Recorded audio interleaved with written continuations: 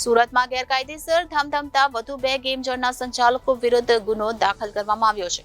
ગતરોજ સુરત પોલીસે કુલ 6 જેટલા ગેમ ઝોન વિરુદ્ધ ગુનો દાખલ કર્યો હતો.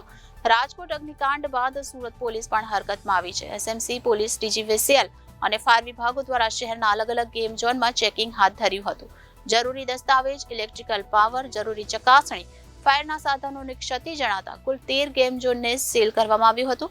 8 જેટલા ગેમ ઝોનમાં ગેરરીતિ જણાઈ આવી હતી. રાજકોટના ગેમ ઝોનમાં અગ્નિકાંડની ઘટનાએ સમગ્ર રાજ્યને હચમચાવી નાખ્યું છે. ચોમેર આક્રોશ અને વિરોધના માહોલ વચ્ચે રાજ્ય સરકારે પણ કડક વલણ અપનાવ્યું છે. ફાયર એનઓસી ફરજિયાત કરવા સાથેના નિયમોની એસી-તેસી કરી ધમધમતા ગેમ ઝોનના સંચાલકો સામે પણ કાયદાનો કોયડો વીંચવાના આદેશો જારી કર્યા છે. ત્યારે ગેરકાયદેસર ધમધમતા વધુ 2 ગેમ ઝોનના સંચાલકો વિરુદ્ધ સુરત શહેરમાં ગુનો દાખલ કરવામાં આવ્યો છે. ગતરોજ સુરત પોલીસે કુલ 6 જેટલા ગેમ ઝોન વિરુદ્ધ ગુનો દાખલ કર્યો હતો. રાજકોટ અગ્નિકાંડ બાદ સુરત પોલીસ પણ હરકતમાં આવી ગઈ છે. એસએમસી પોલીસ, ડીજીવીસીએલ અને ફાયર વિભાગો દ્વારા શહેરના અલગ-અલગ ગેમ ઝોનમાં ચેકિંગ હાથ ધરવામાં આવી રહ્યું છે. ત્યારે જરૂરી દસ્તાવેજ, ઇલેક્ટ્રિક પાવર, જરૂરી ચકાસણી, ફાયરના સાધનોની ક્ષતિ જણાતા કુલ 13 ગેમ ઝોનને સીલ કરવામાં આવ્યું હતું. 8 જેટલા ગેમ ઝોનમાં ગેરરીતિ જણાઈ આવી હતી, જેથી તેમના સંચાલકો વિરુદ્ધ આઈપીસી કલમ 336 તેમજ જીપી એક્ટ કલમ 131 મુજબની કાર્યવાહી કરવામાં આવી છે. આમ તમામ